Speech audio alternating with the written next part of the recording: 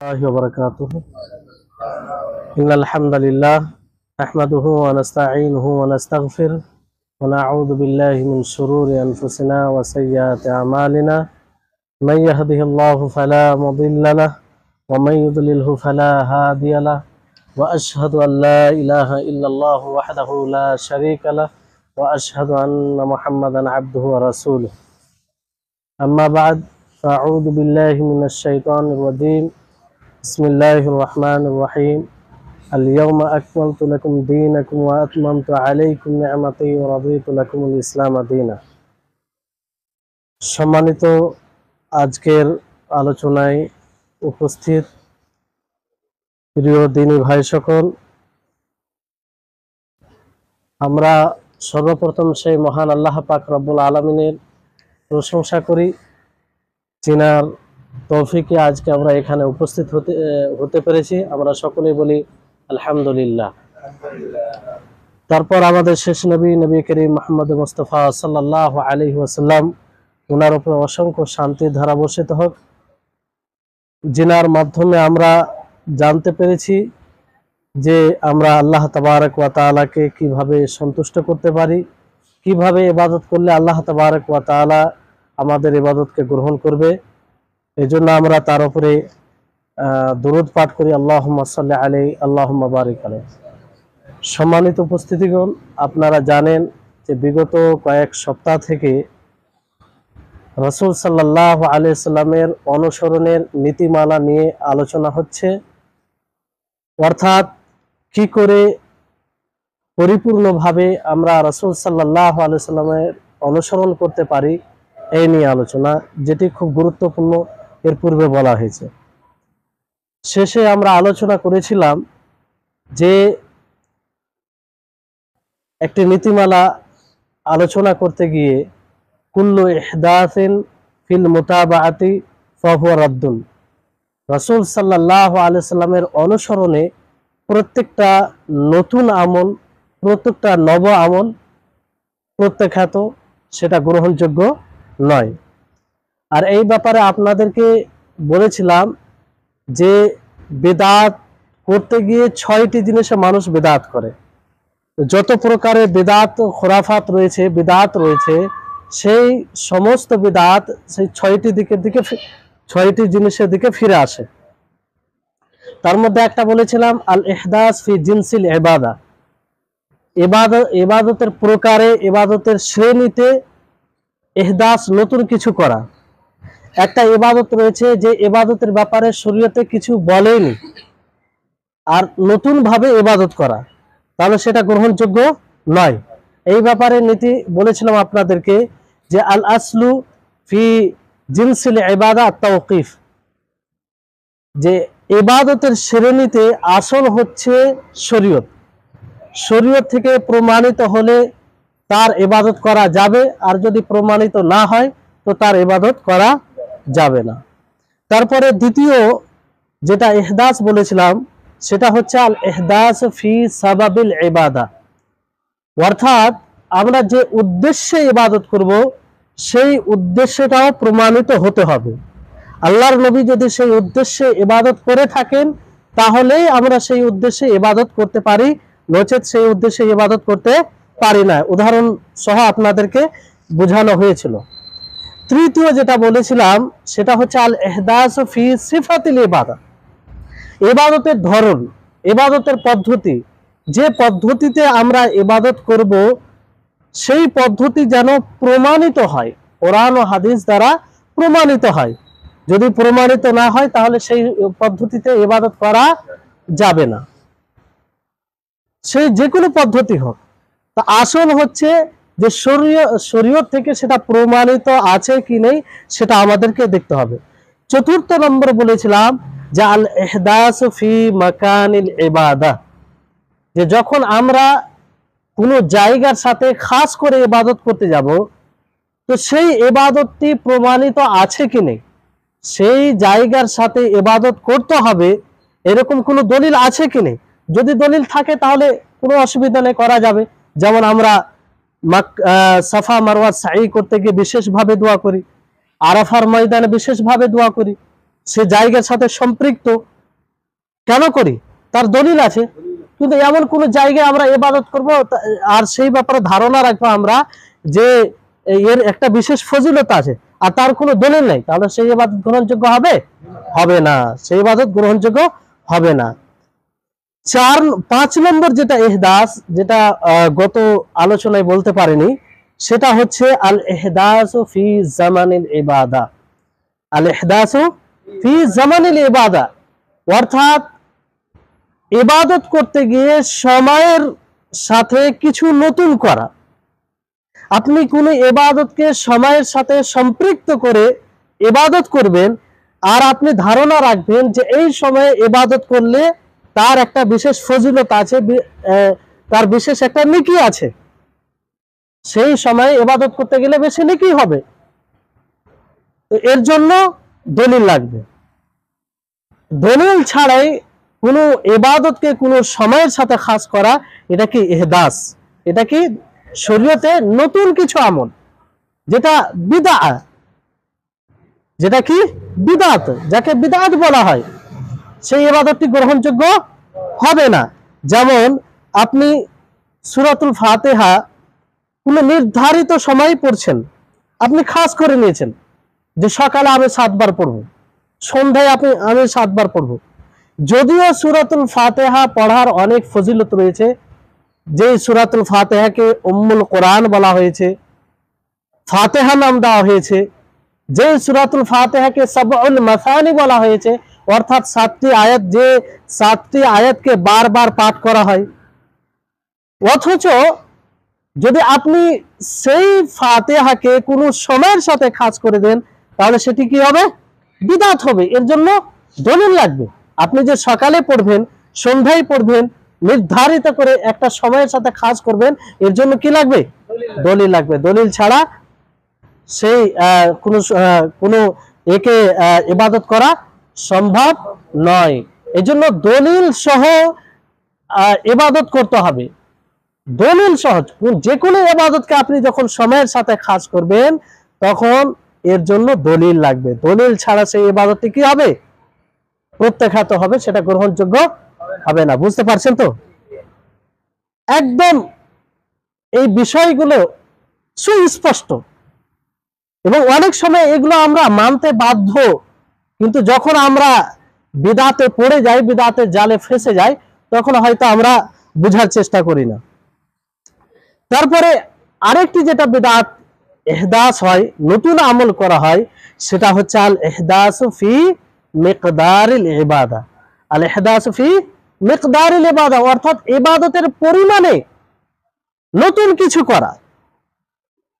আসল হচ্ছে আপনি ততটাই ইবাদত করবেন যতটা ইবাদত নবী করিম মুহাম্মদ সাল্লাল্লাহু আলাইহি সাল্লাম থেকে প্রমাণিত, যতটা কোরআন ও হাদিস থেকে প্রমাণ হয়েছে ততটাই ইবাদত করবেন।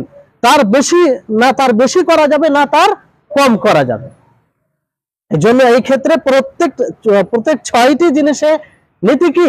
আল আসলু ফিল ইবাদা আত তাওকিফ। ইবাদতে আসল হচ্ছে তাওকিফ, অর্থাৎ সেটা কিসের উপরে নির্ভর করে? দলিলের উপরে নির্ভর করে। শরীয়ত থেকে যদি প্রমাণিত হয় তাহলে আমরা ইবাদত করতে পারি, নচেত ইবাদত করতে পারি না। যেমন আপনাদেরকে উদাহরণ দিই, যে যদি ছেলে সন্তান হয় তাহলে কটি আকিকা দিতে হবে? 2টি আকিকা দিতে হবে। কটি দিতে হবে? 2টি আকিকা। আর মেয়ে সন্তান যদি হয় তাহলে কটি? 1টি। এবার যদি কোনো ব্যক্তি মনে করে না আমার কাছে অর্থ আছে, আল্লাহ তাআলা অনেক কিছু দিয়েছে আমাকে, আমি 2টির জায়গায় 4টি 5টি আকিকা করি আকিকার উদ্দেশ্যে, কারণ আমার কাছে অর্থ আছে, আমি বেশি করে খরচ করব, এটা অসুবিধা কি? এটা তো ভালো জিনিস। তাহলে তার আকিকা গ্রহণযোগ্য হবে? হবে না। কেন হবে না? এটা নবী করিম মুহাম্মদ সাল্লাল্লাহু আলাইহি সাল্লাম থেকে প্রমাণিত নয়। নবী সাল্লাল্লাহু আলাইহি সাল্লাম সুস্পষ্ট ভাবে বলেছেন যে ছেলে সন্তানের পক্ষ থেকে 2টি জান, 2টি ছাগল দিতে হবে। অনুরূপ ভাবে আপনি ফজরের সালাত কয় রাকাত পড়েন? 2 রাকাত।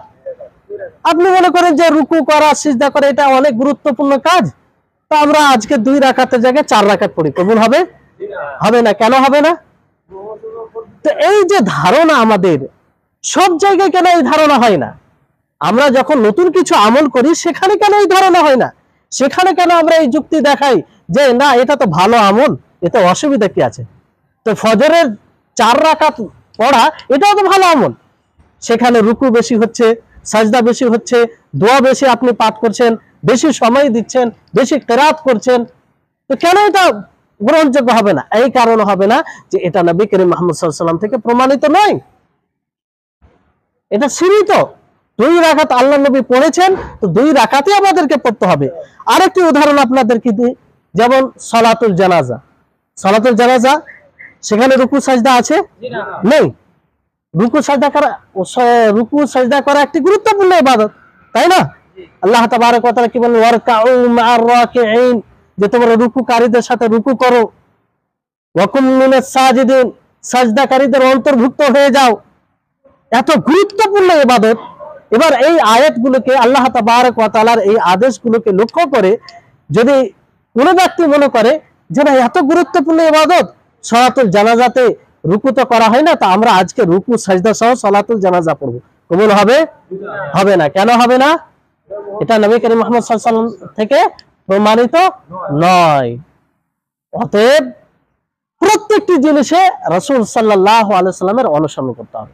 সম্মানিত উপস্থিতিগণ, এই নীতিটি যদি আমরা ভালো করে বুঝি, নিজের জীবনে বাস্তবায়ন করি, তাহলে আমাদের জীবনে কখনো বিদআতি আমল আসতে পারে না। আমাদের আমল বিদআত মুক্ত হবে। সেই 6টি জিনিস কি? ইবাদতের শ্রেণীতে নতুন আমল করা, নতুন ভাবে ইবাদত করা, ইবাদতের উদ্দেশ্যে নতুন কিছু উদ্দেশ্য নিয়ে ইবাদত করা, তারপরে ইবাদতের ধরনে, ইবাদতের পদ্ধতিতে নতুন পদ্ধতিতে ইবাদত করা, তারপরে কোন জায়গার সাথে খাস করে ইবাদত করা যেটা দলিল নেই, তারপর কোন সময়ের সাথে খাস করে ইবাদত করা যেটার কোনো দলিল নেই, ইবাদতের পরিমাণ বাড়িয়ে দেওয়া যার কোনো দলিল নেই। তাহলে এই 6টি জিনিস যদি আমরা 6টি জিনিসে যদি আমরা সজাগ হই, সচেতন হই, তাহলে ইনশাআল্লাহ আমাদের জীবনে ইবাদত, আমাদের জীবনে, আমাদের আমলে বিদআতে আমল আসবে না। বুঝতে পারলেন? এই জন্য আল্লাহ নবী মুহাম্মদ সাল্লাল্লাহু আলাইহি ওয়াসাল্লাম যে বলেন, মান আহদাসা ফি আমরিনা, অর্থাৎ এটাকে এইভাবে নিতে পারেন যে মান আহদাসা ফি জিনসিল ইবাদা ফাহুয়া রাদ, যে ব্যক্তি ইবাদতের প্রকার সমূহে নতুন কিছু আমল করে, নিত্য নতুন পদ্ধতিতে ইবাদত করে, তাহলে সেটা গ্রহণযোগ্য হবে না।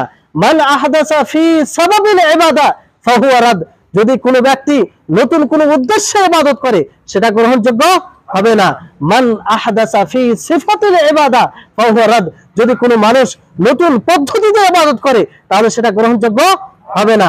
মান আহদাসা ফি মাকানিল ইবাদা ফাহুয়া রাদ, যদি কোনো মানুষ কোনো ইবাদতকে কোনো জায়গার সাথে খাস করে ইবাদত করে অথচ তার কোনো দলিল না থাকে, তাহলে সেটা গ্রহণযোগ্য হবে না।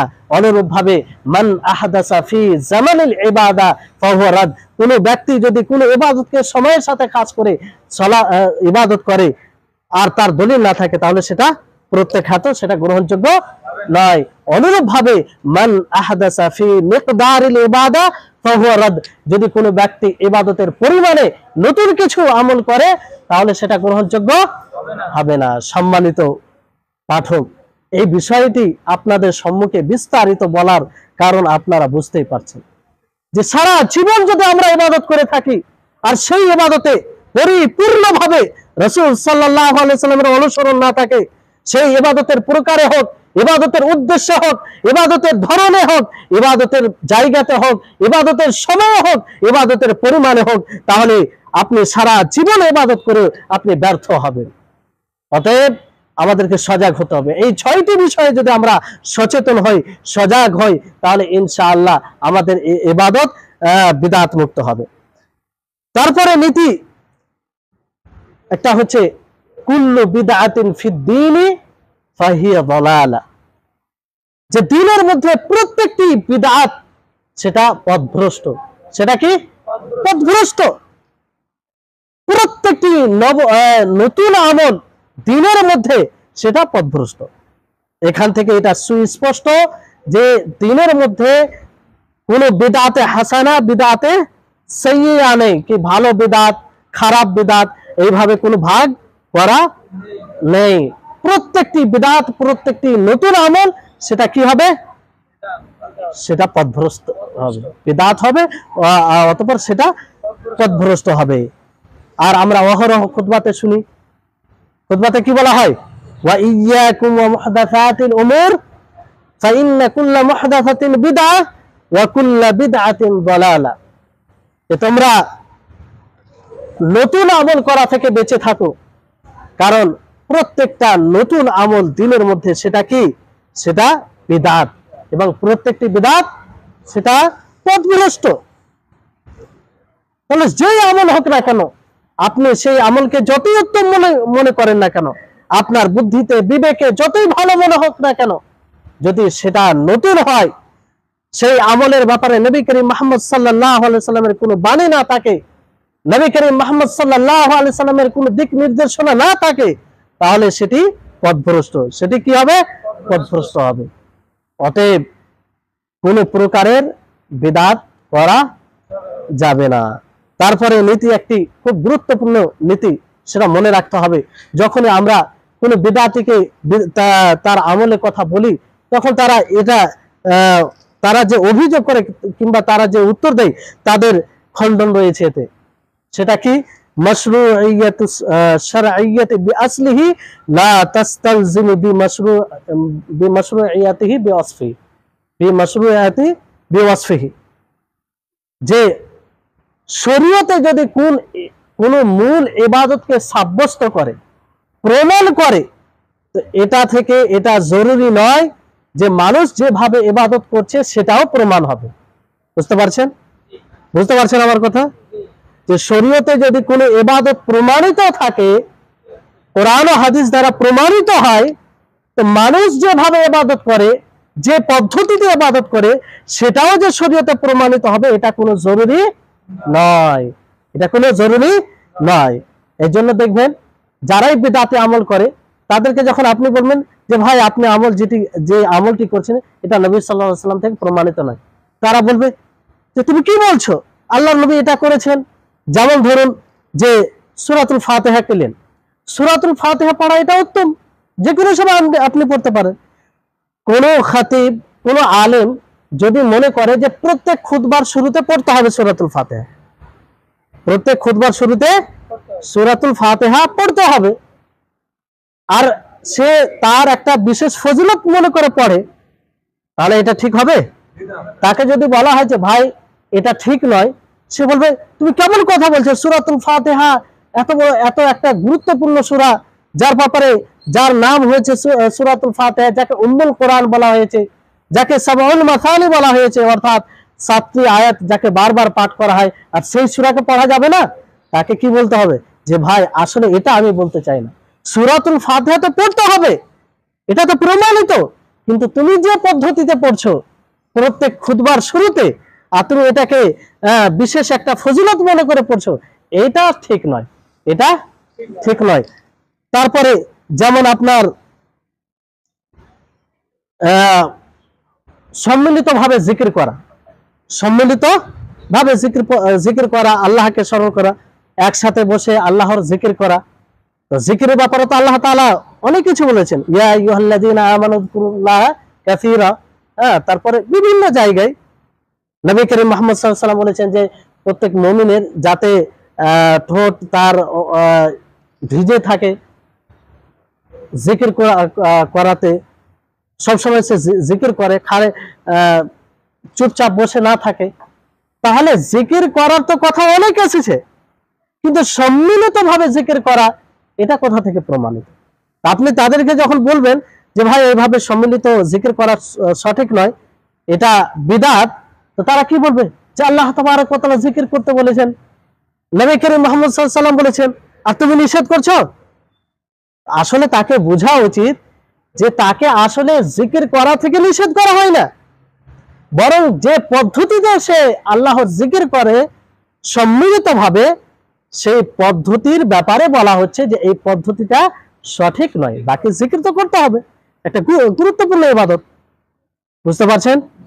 তাহলে কোন ইবাদত যদি প্রমাণিত হয়, তো প্রমাণিত হওয়ার অর্থ এটা নয় যে মানুষ যেভাবে ইবাদত করবে নিজ ইচ্ছা মতো সেটাও প্রমাণিত।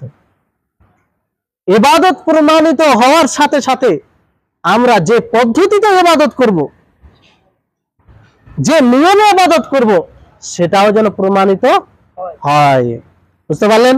অনুরূপভাবে নবী করিম মুহাম্মদ সাল্লাল্লাহু আলাইহি সাল্লামের জন্মদিবস পালন করা, জন্মদিবস পালন করা। তো যারা জন্মদিবস পালন করে তারা কি বলে যে আমরা রাসূল সাল্লাল্লাহু আলাইহি সাল্লামকে অনেক ভালোবাসি। তো তার ভালোবাসার খুশিতে যেদিন আল্লাহর নবী জন্ম এই পৃথিবীতে আগমন করেছেন, সেদিন কি আমরা খুশি আনন্দ ফুর্তি করব না? এটা কি খুশির বিষয় নয়? এটা বাস্তব তাদের কথা। কিন্তু তারা যে পদ্ধতিতে নবী সাল্লাল্লাহু আলাইহি সাল্লামকে ভালোবাসছে কিংবা ভালোবাসা প্রকাশ করছে, এটা কি সঠিক? সঠিক নয়। কারণ নবী করিম মুহাম্মদ সাল্লাল্লাহু আলাইহি সাল্লাম এইভাবে বলেননি যে তোমরা আমার জন্মদিবসে কি করবে? আনন্দ ফুর্তি করবে।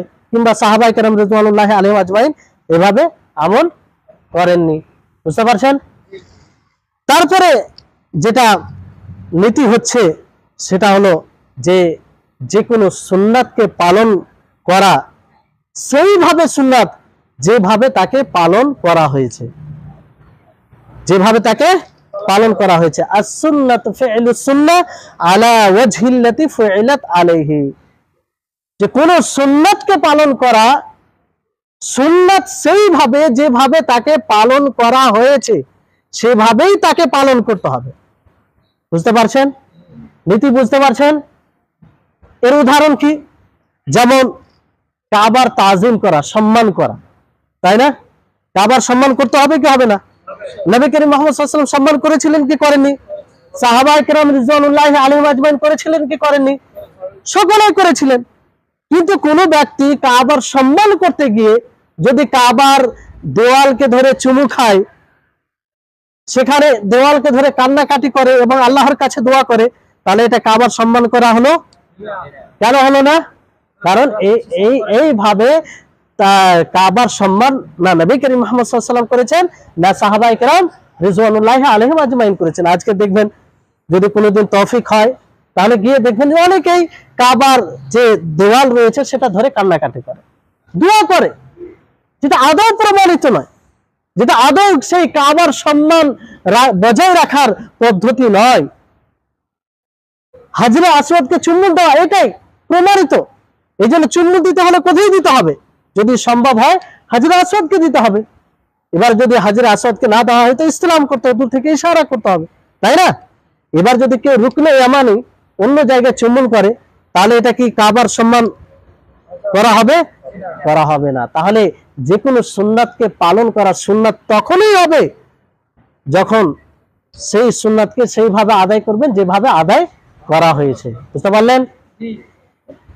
তারপরে একটি নীতি হচ্ছে গুরুত্বপূর্ণ, সেটা হচ্ছে যে আইয়ু কাঈদাতিন তা'তিলু মুতাবাআতিন নবী সাল্লাল্লাহু আলাইহি ওয়াসাল্লাম ফাহুয়া বাতিলা, যে প্রত্যেকটি নিয়ম, প্রত্যেকটি নীতি যারা নীতি বানিয়ে রেখেছে, সেই নীতি দ্বারা যদি রাসূল সাল্লাল্লাহু আলাইহি সাল্লামের অনুসরণ করা না হয় তাহলে সেটা কি? বাতিল। খুব গুরুত্বপূর্ণ এটা নীতি, খুব গুরুত্বপূর্ণ। আর এই নীতির উপরে সকল মুসলিমকে থাকা উচিত, এই নীতির উপরে সকল মুসলিমকে থাকা উচিত। এই জন্য দেখবেন কিছু কিছু মাসলাক রয়েছে, যেমন হানাফি, শাফি, মালিকি রয়েছে কি রয়নি? কিছু কিছু মাসলাকে এটা নিয়ম আছে, যদি কোনো হাদিস, তাদের নীতি, তাদের ওলামা এটা নীতি বানিয়ে রেখেছে, যদি কোনো হাদিস তাদের ইমামের ফতোয়ার বিরুদ্ধে চলে আসে, কোনো হাদিস তাদের ইমামের বিরুদ্ধে চলে আসে, তাদের ফতোয়ার বিরুদ্ধে চলে আসে, তাহলে সেই হাদিসকে কি করা হবে? বাতিল করা হবে এবং ইমামের ফতোয়াকে প্রাধান্য দেওয়া হবে। এটা বাস্তবায়ন করা হয়, তারা বাস্তবায়ন করে এই নীতিকে সামনে রেখে। তাহলে এই নীতি প্রত্যাখ্যাত কি প্রত্যাখ্যাত নয়?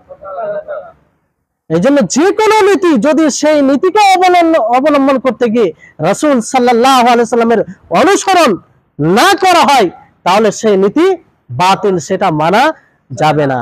আপনি কোন সংগঠনে আছেন, কোন জমিয়তে আছেন, কোন আন্দোলনে আছেন, সেখানে যদি এরকম নীতি থাকে যে নীতি দ্বারা রাসূল সাল্লাল্লাহু আলাইহি সাল্লামের অনুসরণকে উল্লঙ্ঘন করা হয়, রাসূল সাল্লাল্লাহু আলাইহি সাল্লামের অনুসরণ না করা হয়, তাহলে সেই নীতিকে অবলম্বন করা যাবে না, সেই নীতিকে অবলম্বন করা যাবে না। এক কথায় সদা সর্বদা নবী করিম মুহাম্মদ সাল্লাল্লাহু আলাইহি সাল্লামের বাণীকে কি করতে হবে? প্রাধান্য দিতে হবে। নবী করিম মুহাম্মদ সাল্লাল্লাহু আলাইহি সাল্লামের বাণীকে কি করতে হবে? প্রাধান্য দিতে হবে। এই জন্য কারণ নবী করিম মুহাম্মদ সাল্লাল্লাহু আলাইহি সাল্লামের অনুসরণে রয়েছে হেদায়েত। প্রকৃত হেদায়েত কিসে রয়েছে? রাসূল সাল্লাল্লাহু আলাইহি সাল্লামের হেদায়েত, রাসূল সাল্লাল্লাহু আলাইহি সাল্লামের অনুসরণ। আল্লাহ তাবারক ওয়া তাআলা কি বলেন? ওয়াইন তুতিউহু ফাহতাদু, ওয়াইন তুতিউহু তাহতাদু, যদি তোমরা রাসূল সাল্লাল্লাহু আলাইহি সাল্লামের অনুসরণ করো তাহলে তোমরা হেদায়েত প্রাপ্ত হবে। তার মানে রাসূলের কথাতেই, রাসূলের অনুসরণে হেদায়েত রয়েছে।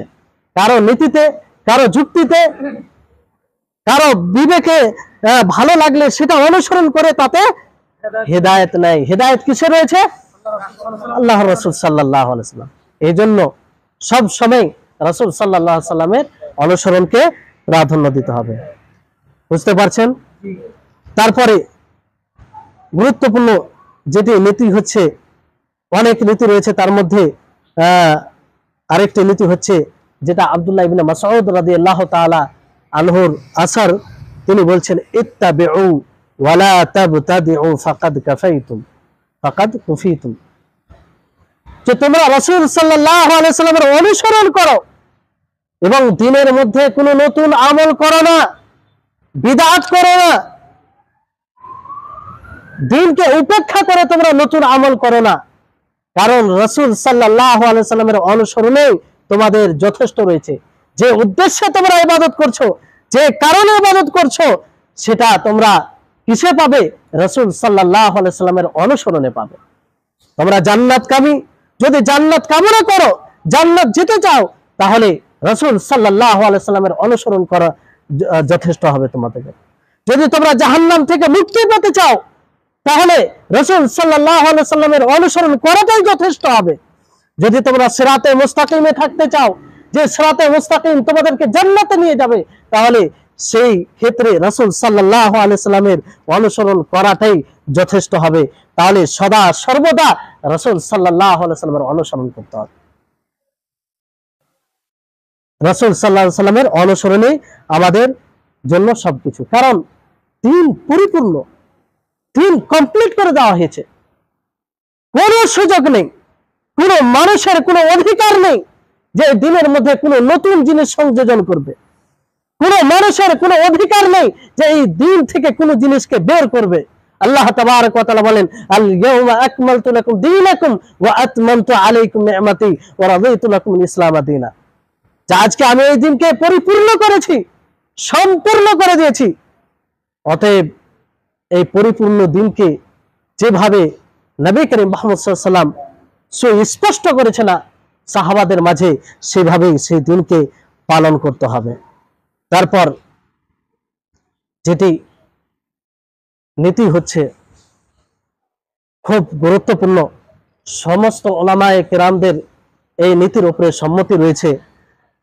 নীতিটি হচ্ছে মানিস্তাবানাত লাহু সুন্নাতু রাসূলিল্লাহ সাল্লাল্লাহু আলাইহি ওয়াসাল্লাম ফালা ইয়াজুজু তারকুহা লিকাউলি আহাদিন মিনান নাস, যে যার কাছে, যার নিকটে রাসূল সাল্লাল্লাহু আলাইহি সাল্লামের সুন্নাত সুস্পষ্ট হয়ে যাবে, যার কাছে, যার নিকটে রাসূল সাল্লাল্লাহু আলাইহি সাল্লামের বাণী পৌঁছে যাবে, তার জন্য এটা বৈধ নয়, তার জন্য এটা জায়েজ নয় যে কারো কথার কারণে, কারো যুক্তির কারণে, কারো বিবেকে ভালো লাগার কারণে সে রাসূল সাল্লাল্লাহু আলাইহি সাল্লামের কথাকে প্রত্যাখ্যান করবে। যখনই আমাদের নিকটে রাসূল সাল্লাল্লাহু আলাইহি সাল্লামের বাণী পৌঁছে যাবে, রাসূল সাল্লাল্লাহু আলাইহি সাল্লামের কোন সুন্নাত সুস্পষ্ট হয়ে যাবে, সহি সূত্র দ্বারা প্রমাণিত হয়ে যাবে, তাকে মাথা নত করে মেনে নিতে হবে, সেই কথার উপরে নিজেকে পরিপূর্ণভাবে আত্মসমর্পণ করতে হবে। এটাই হচ্ছে রাসূল সাল্লাল্লাহু আলাইহি সাল্লামের অনুসরণ। সম্মানিত উপস্থিতিগণ, কিন্তু আজকের অবস্থা এর বিপরীত, যে আমরা অনেক সময় আমাদের বিবেকে লাগে না বলে রাসূল সাল্লাল্লাহু আলাইহি সাল্লামের সুন্নাতকে প্রত্যাখ্যান করি। অনেক সময় আমার ইমামের ফতোয়ার বিরোধী হওয়ার কারণে রাসূল সাল্লাল্লাহু আলাইহি সাল্লামের হাদিসকে প্রত্যাখ্যান করি। অনেক সময় আমরা কি করি, নিজের প্রিয় লোকের কথার বিরোধী হওয়ার কারণে আমরা রাসূল সাল্লাল্লাহু আলাইহি সাল্লামের কথাকে প্রত্যাখ্যান করি। তাহলে যদি আমরা প্রত্যাখ্যান করি রাসূল সাল্লাল্লাহু আলাইহি সাল্লাম, তাহলে এর ভয়ঙ্কর শাস্তি রয়েছে। আর মূলত এই নীতিটি ইমাম শাফি রাহিমাহুল্লাহ বলেছেন। কে বলেছেন? ইমাম শাফি রাহিমাহুল্লাহ। তাহলে তিনি এই নীতি দ্বারা সুস্পষ্ট করেছেন যে আমার কোন সময় অন্ধ অনুসরণ করা যাবে না। যখনই তোমাদের নিকটে সহিহ হাদিস, বিশুদ্ধ হাদিস পৌঁছে যাবে, তখনই তোমরা সেই রাসূলের সেই সঠিক হাদিসের, বিশুদ্ধ হাদিসে তোমরা অনুসরণ করবে। তিনি নিজেই বলছেন, যখন রাসূল সাল্লাল্লাহু আলাইহি সাল্লামের সুন্নাত সুস্পষ্ট হয়ে যাবে, যদিও আমার কথার বিরোধী হয়, আমার ফতোয়ার বিরোধী হয়, তাহলে আমার কথাকে প্রত্যাখ্যান করবে, রাসূল সাল্লাল্লাহু আলাইহি সাল্লামের কথাকে নিয়ে। তাহলে কোন ইমামের অন্ধ অনুসরণ করা, এটা কি সঠিক? সঠিক নয়। আজকে আমরা কোথায় নিজের ব্রেন বিবেককে আমরা কাজে লাগাই? আল্লাহ তাবারক ওয়া তাআলা ব্রেন বিবেককে দিয়েছে, যাতে এই ব্রেন বিবেক দিয়েছে আমাদেরকে, যাতে আমরা এই সঠিক বেঠিকের মধ্যে পার্থক্য করতে পারি। অতএব আমাদেরকে সব সময় এটা মনে রাখতে হবে যে যখনই আমাদের নিকটে বিশুদ্ধ হাদিস দ্বারা কোনো সুন্নাত আমাদের নিকটে পৌঁছে যাবে, তখন সেটাকে মেনে নিতে হবে। এতে আমাদের ইমামের কথার বিরোধী হোক কিংবা যারই বিরোধী হোক না কেন। কত সময় আছে? শেষ। তো যাই হোক, এভাবে আরো নীতি আছে, ইনশাআল্লাহ আগামীতে আরো আলোচনা হবে। আশা করি আপনারা আসবেন, আলোচনাগুলো খুব মনোযোগ দিয়ে শুনবেন আর এটা বাস্তবায়ন করবেন। কারণ আপনাদেরকে পূর্বেই বলেছি যে রাসূল সাল্লাল্লাহু আলাইহি সাল্লামের অনুসরণের উপরেই আপনার ইসলাম, আপনার ঈমান নির্ভর করে। এই বিষয়টিকে হালকা ভাবে নেবেন না। এই বিষয়ের উপরেই আমাদেরকে মজবুত ভাবে টিকে থাকতে হবে, তাহলে বাকি জিনিস ইনশাআল্লাহ সহজ সরল ভাবে ঠিক হয়ে যাবে। আগামীতে ইনশাআল্লাহ আবারও আলোচনা হবে। আল্লাহ তাবারক ওয়া তাআলা আমাদের সকলকে যেন দ্বীনের উপরে টিকে থাকার এবং পরিপূর্ণভাবে রাসূল সাল্লাল্লাহু আলাইহি সাল্লামের অনুসরণ করার তৌফিক দান করেন। আমিন। ওয়া আখিরু দাওয়ানা আলহামদুলিল্লাহি রাব্বিল আলামিন।